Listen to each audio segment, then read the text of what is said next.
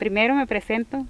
Soy María Rudecinda Mejía Alas y vivo en el caserío El Jícaro. Y voy a contar el testimonio de la masacre que hubo aquí en el Malpaso, de 6 señores que se vinieron buscando refugio para este lado. Ellos, cuando la Fuerza Armada comenzó a llegar a los caseríos, Los Alas, El Jícaro, Los Ramírez, la gente sabía de que si se quedaba en las casas era asesinada por la Fuerza Armada. Entonces decidimos salir de las casas y nos vinimos buscando refugio en el monte.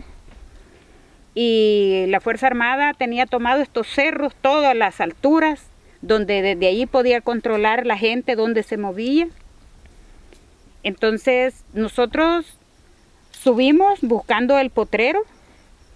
Luego estos señores que fueron asesinados acá se vinieron buscando la cimarrona por la quebrada, buscando refugios. Ellos se desviaron de la demás gente y entonces vinieron a ubicarse por acá, por el Malpaso para arriba, donde la Fuerza Armada estaba en las alturas y los detectó que ellos venían metiéndose y los persiguieron, donde ellos ya no hallaron más para dónde subir, porque ustedes ven aquí son rocas que ya no hay más para dónde subir, y ellos los comenzaron a atacar desde las alturas.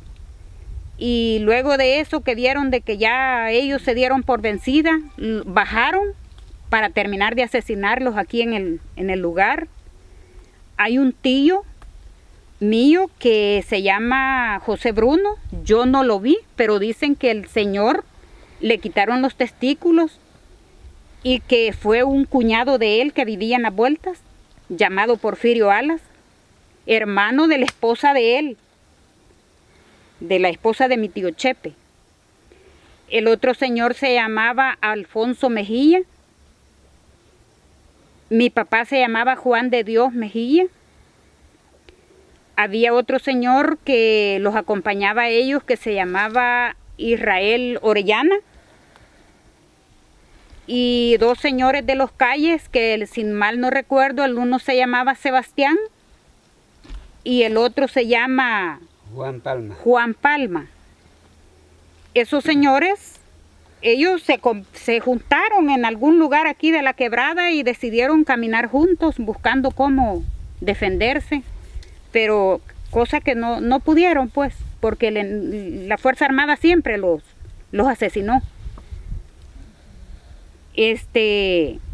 Luego de eso, los dejaron así uno encima de otro. Eso da evidencia de que sí, ellos bajaron a donde estaban, y uno de mis tíos, José Bruno Alas, no tenía los testículos. Suponen la gente que los hallaron de que ahí le quitaron los testículos, pues. Era como una venganza entre el cuñado, que era de los paramilitares, que trabajaba con la guardia de las vueltas, y se vengó del esposo de su hermana, sin tener compasión, que dejaba un montón de hijos huérfanos, sin papá. La mamá estaba muy enferma de las canillas, que no se podía valer ni ella sola.